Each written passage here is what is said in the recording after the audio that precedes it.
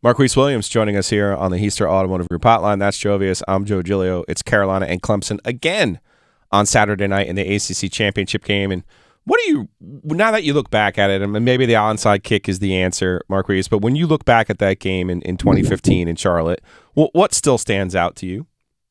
I think how poorly I played in the first half. Honestly, I lived with so much hate in my heart from the way I started that game.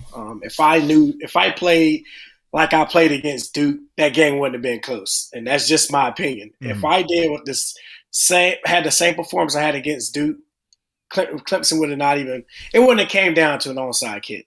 So I'll just take back. And honestly, man, to this day, that's probably the only game I still haven't watched fully because I know how bad I played. But, man, if it's anything, I wish I can go back and start like the second half like I did better than the first half. Because on second half, I was on fire. First half, I don't know what was up with me, man. So if anything, I wish I could go back and restart the first half and do it like I performed against Duke. Are you being hard on yourself right now? I am, man. I'm always hard on myself. It's 21-16 at the half. I got the box score in front of me. Because as you're saying, 3 touchdowns, 1 interception. It's not like it was like a turnover bonanza or something like that. This is important for the audience because as Marquise was talking about, man, I was bad in the first half. Giglio's looking at the box score. He's making a face like, what are you talking about? Wait, what? No, I mean, I don't want to be that guy right now, Marquise. I won't bring up the South Carolina game from the same building. Like, okay, that was bad. Like, this, though, this is good. These are good things. But that's just being hard on yourself. That's always been, man. Okay. That's fair. I mean, speaking of that South Carolina game, we talked to TJ Thorpe, your former teammate. He wasn't on that 15 squad. He had transferred at that point, but obviously he kept up with you guys. And he claims that he texted you after that South Carolina game and said, "Dude, run. You go to the end zone. You do that." Is that what he said? He did. Of course. Like me and TJ still talk. It's funny. We always like messaging every day. He just had a son, so congrats to him again. But man, yeah, that's my guy, and that's what he told me. He said, "You did not play the game that I've known you for 10 plus years, that game." And he's like, "You bet that please don't let that happen no more." Mm-hmm. And I guess I just got in my head trying to prove, scouts something that wasn't me, trying to just throw into tight coverage and doing things that I've never done playing the game of football. And he said, "Man, just go out and play your game." And once, I heard that from my guy who transferred, it was heartbreaking for me that he transferred, but for him to say that to me, it was all right. It was go get it. It was go get it. So if you notice, I just started stepping it up and I started running more in the red zone. Hey, man, it worked. It worked. Tar Heel great Marquise Williams joining us here on the OG on the Heister Automotive Group Hotline. And you look at a lot of the numbers and attention that Drake Maye got this season, Marquise. And what did you think Drake did best to really get that into that Heisman conversation as a first-time starter? Well, man, if you look at him, he managed the game really well. Like Dabo said, it was pretty like good to hear how Dabo said, like, he's accurate. He's the smartest guy on the football field, but he's also probably the most athletic football guy on the field. I mean, he was sneaky athletic. He led the league in rushing. Led the team in rushing this year. And it doesn't sound good, but I also did it one year too. So, and it put us in a situation to play for this game. And sometimes it comes down to that. You might need that quarterback might be the leading rusher, but man, he managed the game really well. He always kept his composure, and it was never too high for him.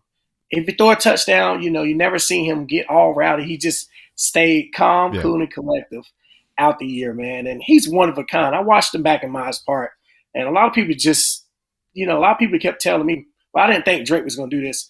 I think I knew quarterbacks before there was going to be anything. I watched Sam play in high school, and it was like, yeah, this guy's going to go crazy at Carolina. And then Drake, I was like, yeah, Drake is going to be the next man up. And look at Drake now, man. He's done a tremendous job at UNC, man. I'm happy for him. ACC Player of the Year, Rookie of the Year. He's done things that a lot of people you would never thought that he would have done. Marquise Williams joining us, former quarterback, North Carolina, part of that 2015 squad, wins the Coastal, plays Clemson. He's joining us on the Heister Automotive Group Hotline. It's funny, you're talking about Drake Maye running. And I'm thinking about Sam Howell, as you just talked about last year. He reminded me of you in a lot of ways, where it's like, well, somebody's got to run this damn ball, and he could take hits. Like, he took hits. And, I was thinking to myself, like, as a fan or as somebody watching the game, I know what you guys are capable of, and I'm like, go do it. It's exciting to watch. But I got to imagine that in the quarterback room, when you're with the coaches and they're breaking down the film, and they're like, would you stop it? Yeah. Would you stop it? Because you're going to get hit wrong one day. Go out of bounds already. Yeah. How many times did you have that conversation with Fedora? A lot. It actually came from Coach Luttrell. He's like, do you not know how to slide? I'm like, honestly, Coach, I really didn't know how to slide at the time. In the back of my mind, I wanted to feel the contact. And I think they noticed that along the season that in April, to me to get going, I have to get hit. So if you notice when I played, there was early quarterback runs called for me to shake it off and get it going. You know, just quarterback power, QB power, 37. Let's go get it.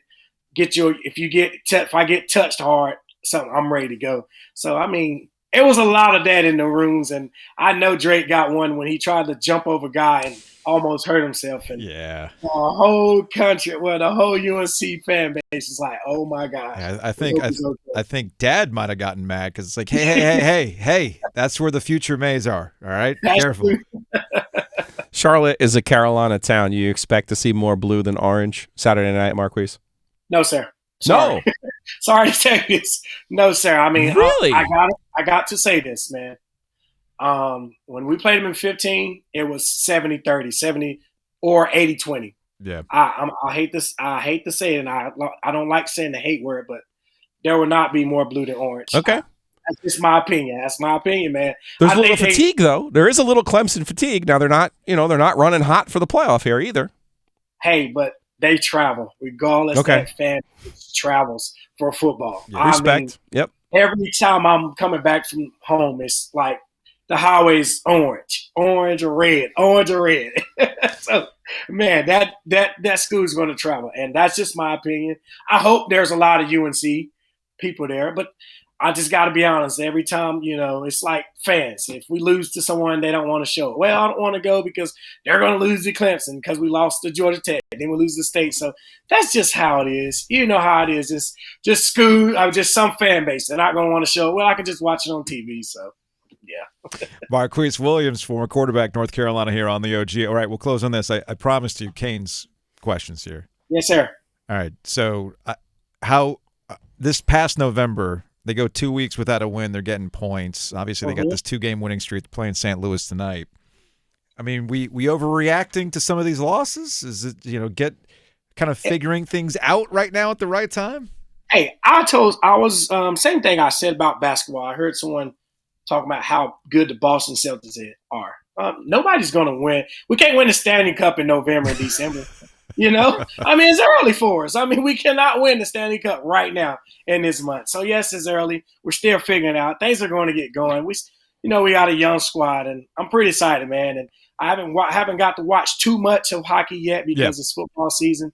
But soon as college football playoffs go over, I'm locked into the Canes. Like I said, I'm still watching games. Don't get me wrong. I'm still watching games. Hey, but I haven't been really locked in like I normally would. But I actually am going to the game on the 18th. So okay, cool. It's going to get it going. I'm going to get it going. So very cool. Look, man, I get it. There's only so much mental bandwidth trying to keep up with all the things going on. We got the World Cup going on. There's hockey. There's all sorts of stuff going on. Yes, Marquise, greatest time. Yes, great to catch up with you, man. Enjoy the game on Saturday. We'll talk to you later. Hey, I appreciate y'all, man. I hope you have a great day.